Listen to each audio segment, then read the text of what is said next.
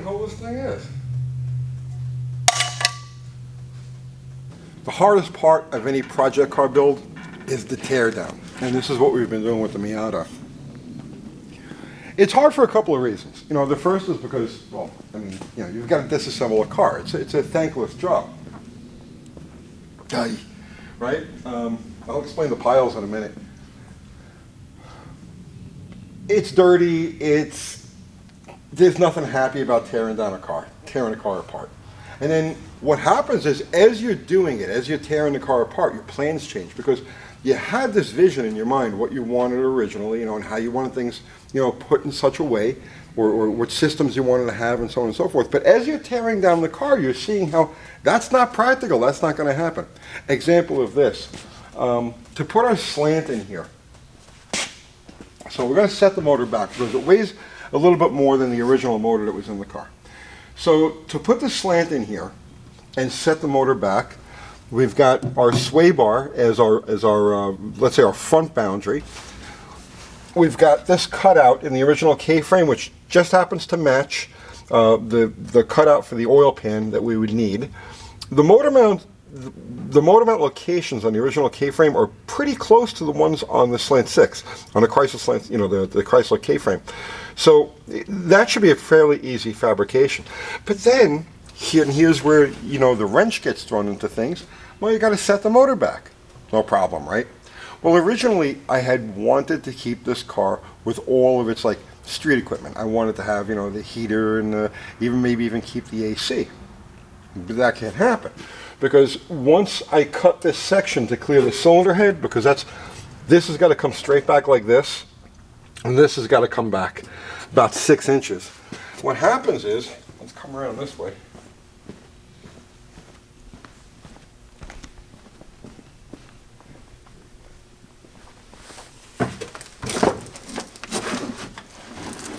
This is where all of the HVAC stuff goes. So obviously, right, this car can't have heat, it can't have AC.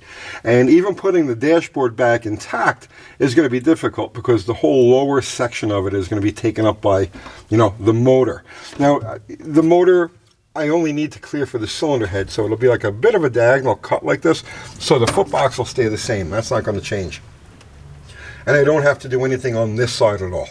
So that's its, you know, plans change as you go along. But it takes hours to pull something like this apart. The piles. So this pile here is stuff that's just going to the scrapper. It's useless to man or beast. Well, I'll probably save this fuse box for somebody. I'll pull the relays off of it and whatnot. And then this pile here is something that maybe a Miata guy, a local Miata guy can use. You know, so I don't want to throw this stuff away. I'll give it to somebody who's got a project car or whatever, you know.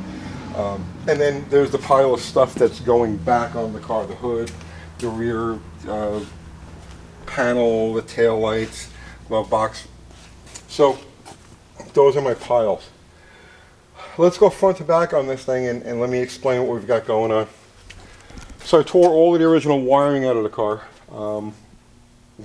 because most of it was there to run the engine, fuel injection, and all that other stuff, airbags and whatnot. So that's all gone.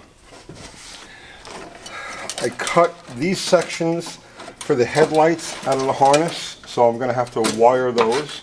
And then I've got the same thing for the taillight harness. The taillight harness comes up and it meets underneath the dashboard, so I'll have that all wired so the headlight doors will go up and down, the headlights, the taillights, the turn signals, all of that stuff will work. I left the windshield wipers in there because I want to be able to drive this car. So that's what we got going on up front here.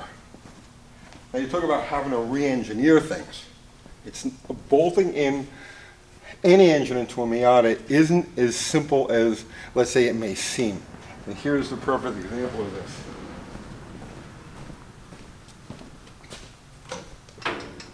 This is called the PPF. Okay. It's a torque arm, yeah, but it also acts. Okay, the Miata doesn't have a transmission crossmember.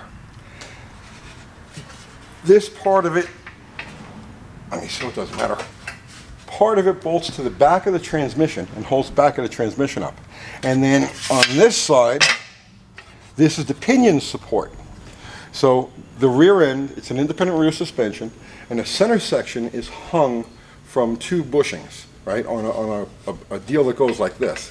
And then this is the pinion support. So this takes the place of both the pinion support and the rear transmission cross member. We can't use this. So they have PPF eliminator kits.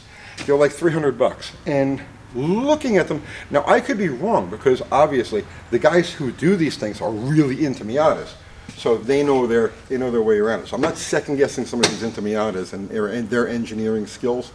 But when I look at what has to be done to support the pinion to keep it from rocking back and forth, it looks like I can create a much simpler device and an adjustable one at that. So I'm going to try my hand at that. When I get to that point, we'll go under the car and I'll show you exactly what we're talking about. But we're a little ways away from that. The transmission is going to have its own tranny cross member, which is no problem. That's an easy thing to fabricate. So our teardown is almost complete. The next step that we have to do with this car, and this is my own psychological thing, and maybe, right, a lot of times it'll get stolen on a project because when you look at it like this, it's like this, it's this overwhelming thing. It's like everything is a mess. The body of the car is a mess. There's random things everywhere. So for me, before I go any further with this project, I have to make it so that when I look at the car, it's like, oh yeah, I want to work on this. So the next step is to roll this thing outside, pressure wash everything, get everything all nice and clean and whatnot.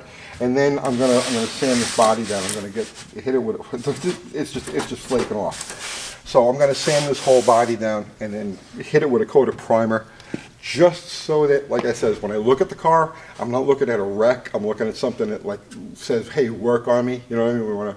We wanna go. So maybe I'm taking things a little out of order of priority, but for my and I'm telling you, psychologically, this is the biggest thing when you build a car. You look at stuff and it's just like overwhelming, you know? So you need to like make it a happy place. You know, you have to make it so that when you look at that car, you're like, yeah, I really want to work on that thing.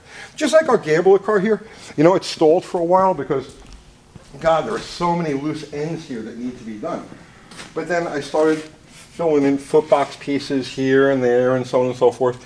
And now the floor, the section of the floor that needs to be built is getting smaller and smaller and smaller.